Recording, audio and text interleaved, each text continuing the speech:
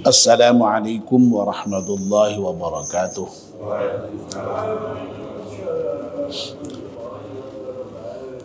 Bismillahirrahmanirrahim. Alhamdulillahi rabbil alamin. Wassalatu wassalamu ala ashrafil mursalin Sayyidina wa maulana Muhammad wa ala alihi wa sahbihi ajma'in.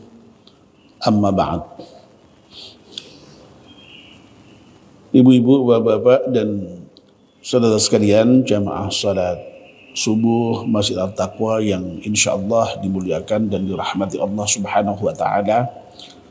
Alhamdulillah, kita panjatkan syukur kepada Allah Subhanahu wa taala yang pada pagi hari ini atas limpahan rahmat dan nikmatnya kita semua bisa hadir di masjid salat subuh berjamaah, dan sekarang melanjutkannya dengan melakukan kajian ba'da subuh.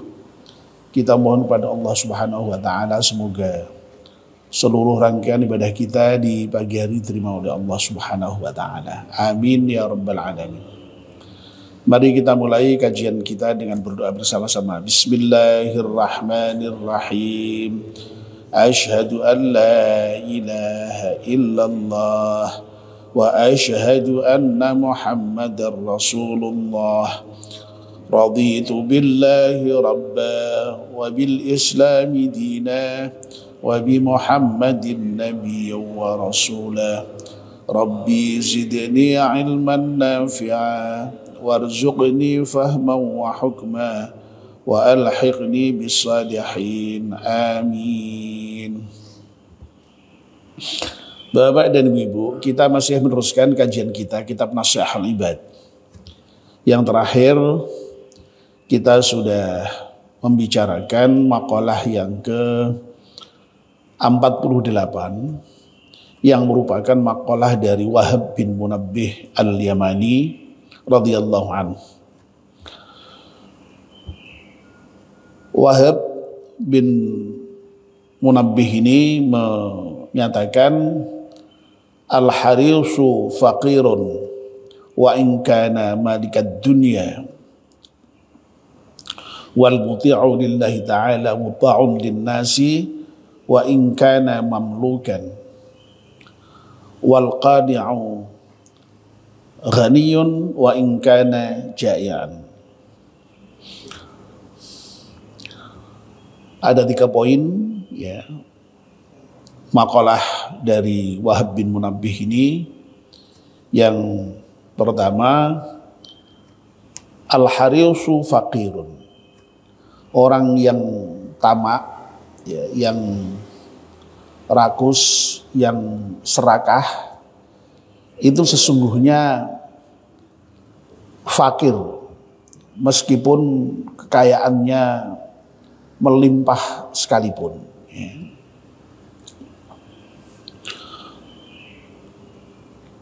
Yang kedua, wal muti'u lillahi ta'ala muta'un linnasi wa in kana mamlukan. Dan orang yang taat kepada Allah Subhanahu wa taala itu lebih layak ditaati oleh manusia ya, meskipun dia seorang budak sekalipun. Lalu yang ketiga, wal qani'u ghaniyun wa in kana ja'ian.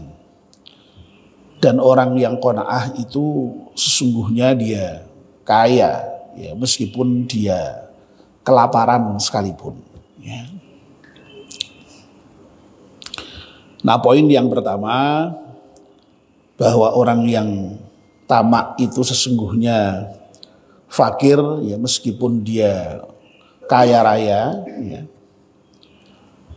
sudah kita bahas, dan pagi ini kita akan melanjutkan poin yang kedua. Wal muti'u lillahi ta'ala muta'un linnasi wa in kana mamlukan. Wal muti'u lillahi ta'ala, dan orang-orang yang taat kepada Allah Subhanahu wa taala, muta'un linnasi, itu lebih layak taati oleh manusia, wa in kana, meskipun ayil muti, ya meskipun orang yang taat kepada Allah tadi itu, ya, mamlukan, adalah seorang budak, ya, ay abdan linnas, mamlukan itu maksudnya ya budak dari manusia. Saya kira ini saya kira bisa difahami ya, jelas ya, bahwa orang agar supaya ditaati oleh orang lain itu sebenarnya syaratnya satu saja ya, yang penting dia taat kepada Allah. Kalau orang taat kepada Allah itu dia lebih layak ditaati ketimbang siapapun ya. Meskipun ya yang ditaati itu ya, yang meskipun budak tadi itu ya, itu meskipun yang ditaati tadi ya, karena dia taat pada Allah tadi seorang budak ya, itu ternyata lebih layak ditaati ya.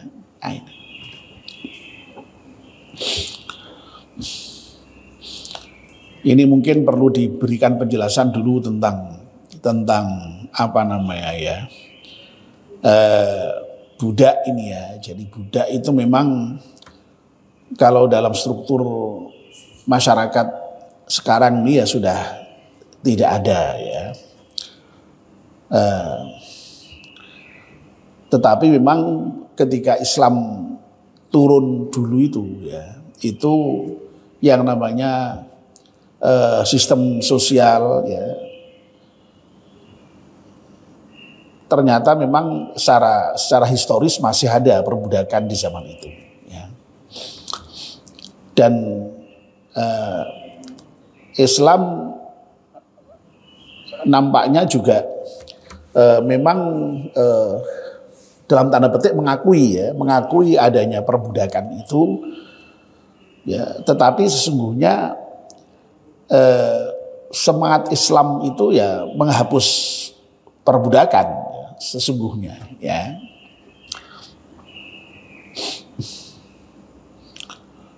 Jadi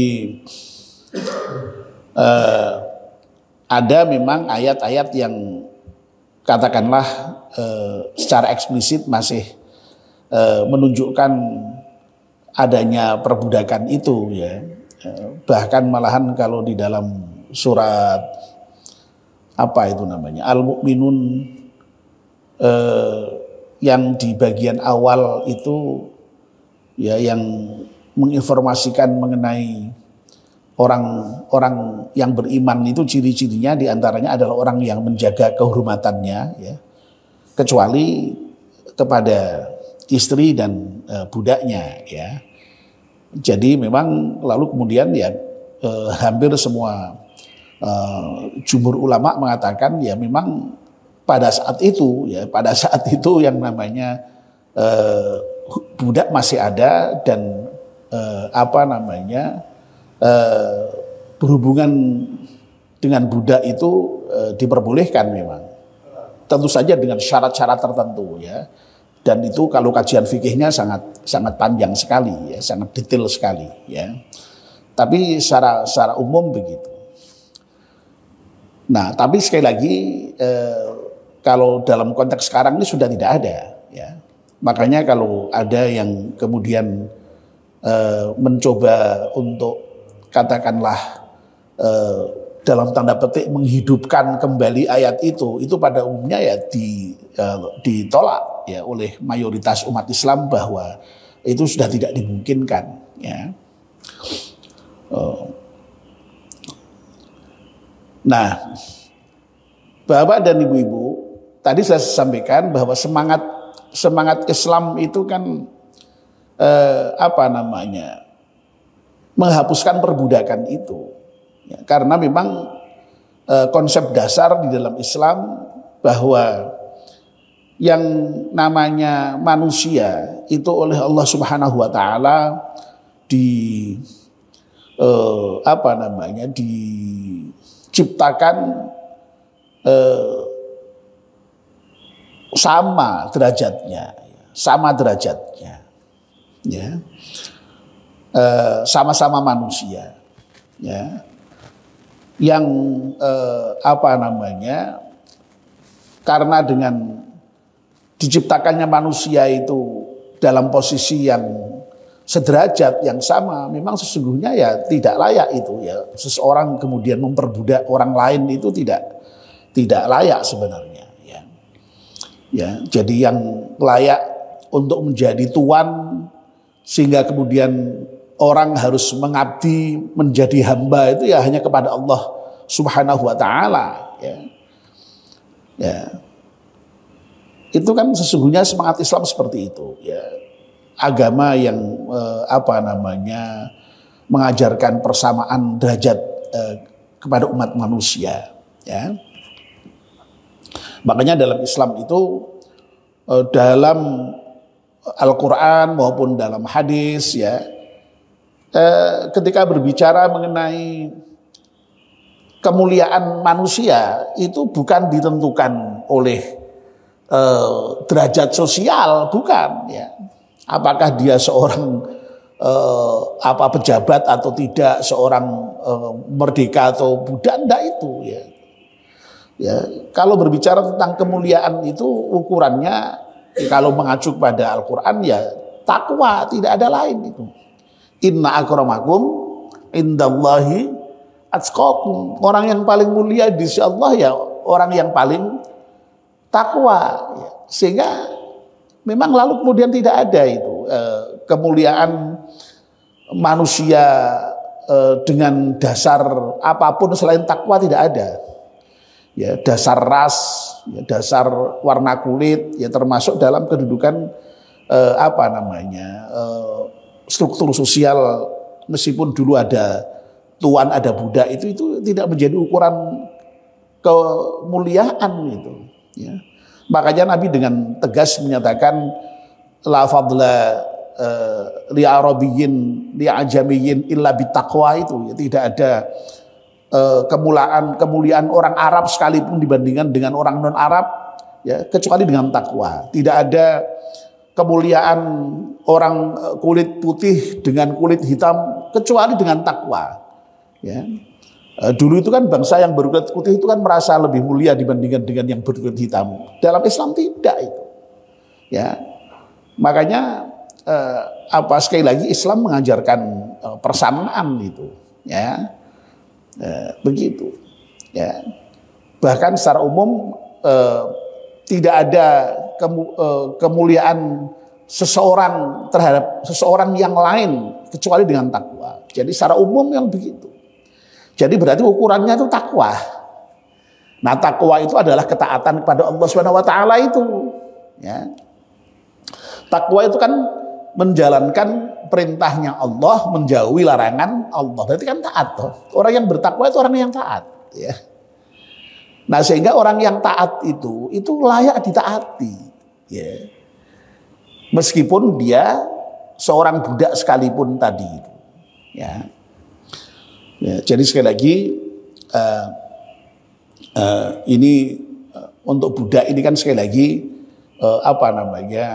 dalam konteks sekarang memang sudah tidak ada, sekali lagi tidak ada, ya. Jadi tapi dulu memang secara real, secara historis ada, ya, secara historis ada, dan itu sekali lagi secara historis memang itu saya kira dalam struktur masyarakat bahkan di dunia sekalipun itu sudah dihapus, ya. Dan Islam semangatnya semangat penghapusan itu, ya. Makanya ada ayat yang secara khusus menyatakan secara eksplisit fakku raqabah, ya, bebaskan dari perbudakan itu, ya. Itu. Dan kalau kita lihat di dalam hukum Islam itu kan banyak sekali itu, ya, tentang kafarat, ya. Kafarat itu merupakan semacam kayak denda atau hukuman bagi orang yang melanggar ketentuan-ketentuan tertentu. Nah itu diantara beberapa kafarat itu adalah dengan memerdekakan budak itu. Sehingga sekali lagi semangatnya adalah semangat pembebasan budak itu. Sehingga sekali lagi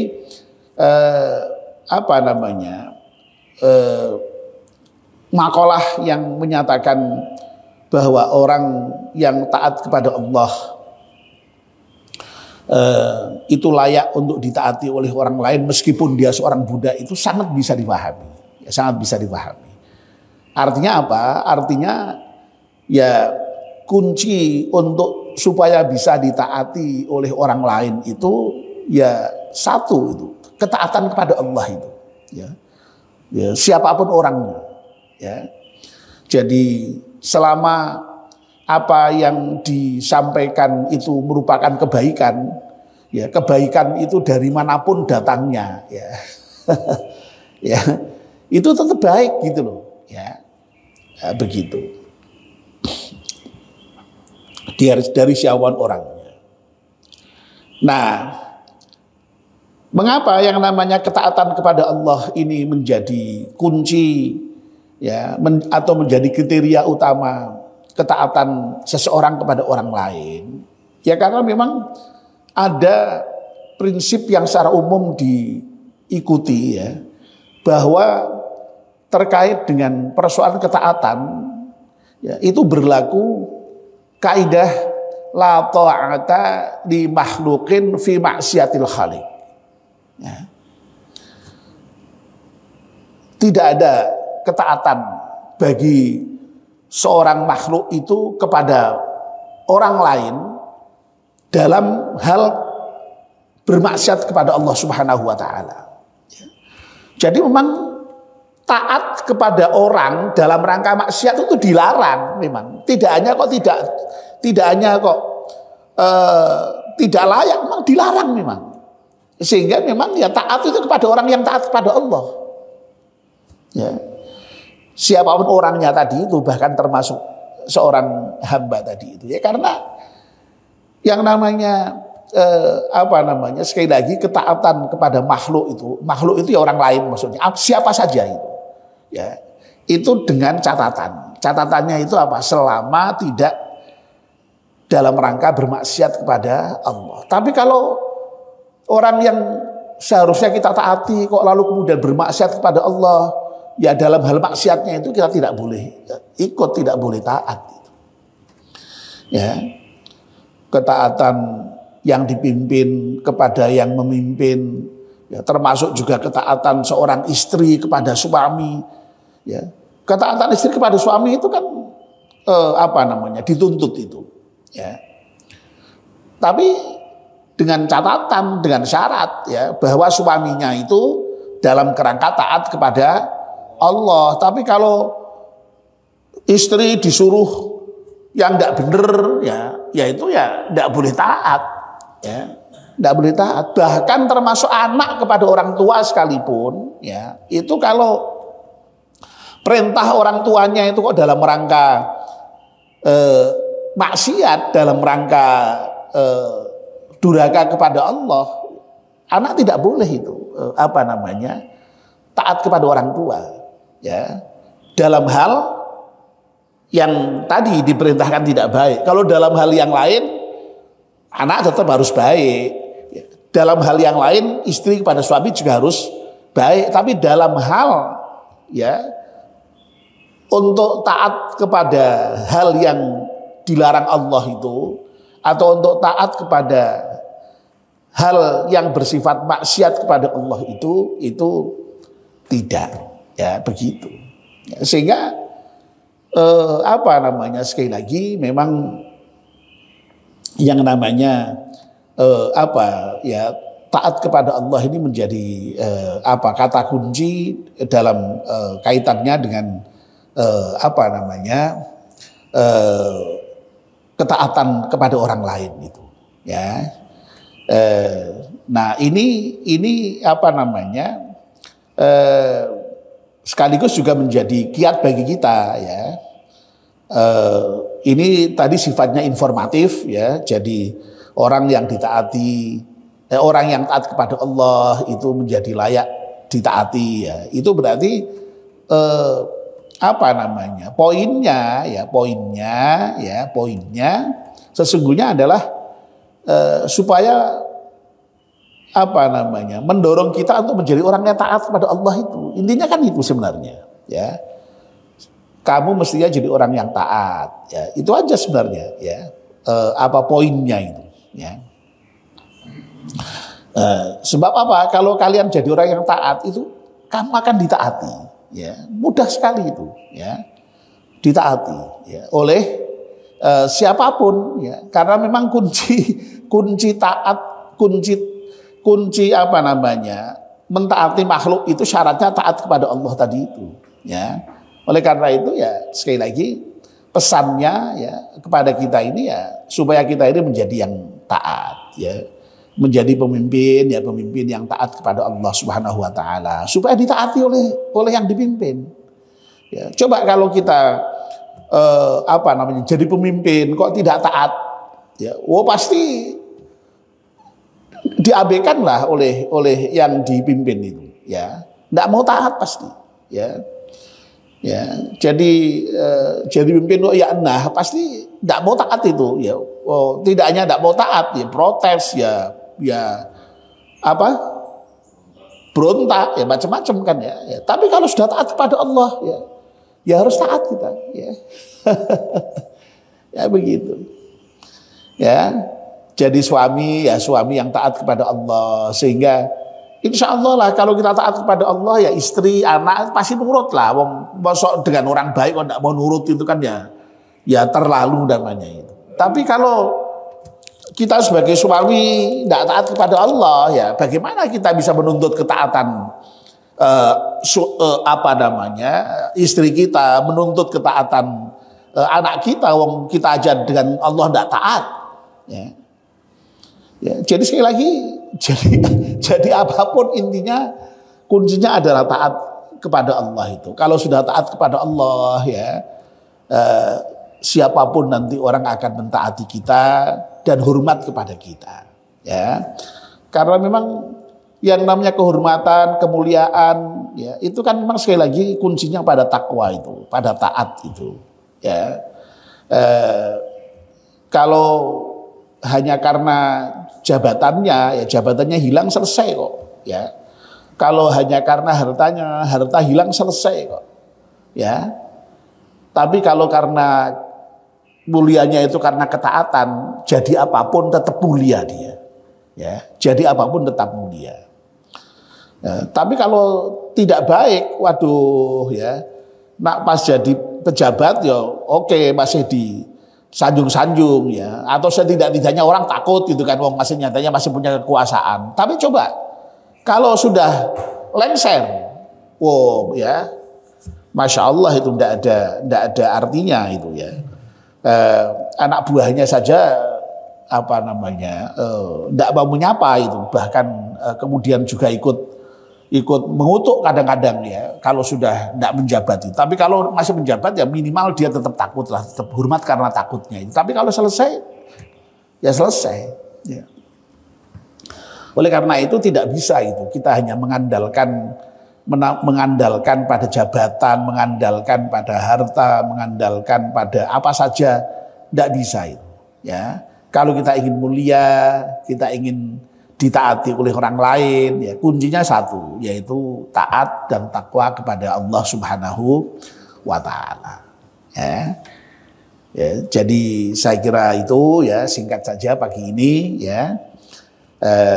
Mudah-mudahan pesan yang disampaikan dari makalah yang ke-48 ini ya, poin yang kedua ini juga mudah-mudahan bisa kita jadikan pelajaran dalam kehidupan kita ya terkait dengan persoalan ketaatan ini. Amin ya rabbal alamin. Mari kita akhiri kajian pagi ini dengan berdoa bersama-sama. Bismillahirrahmanirrahim. Wal 'ashri innal insana lafi khusrin illa alladziina aamanu wa 'amilus salihati wa tawassaw bil haqqi wa tawassaw bis sabr. Subhanakallahumma wa bihamdika asyhadu an la ilaha illa anta astaghfiruka wa atubu ilaik. Wassalamualaikum warahmatullahi wabarakatuh.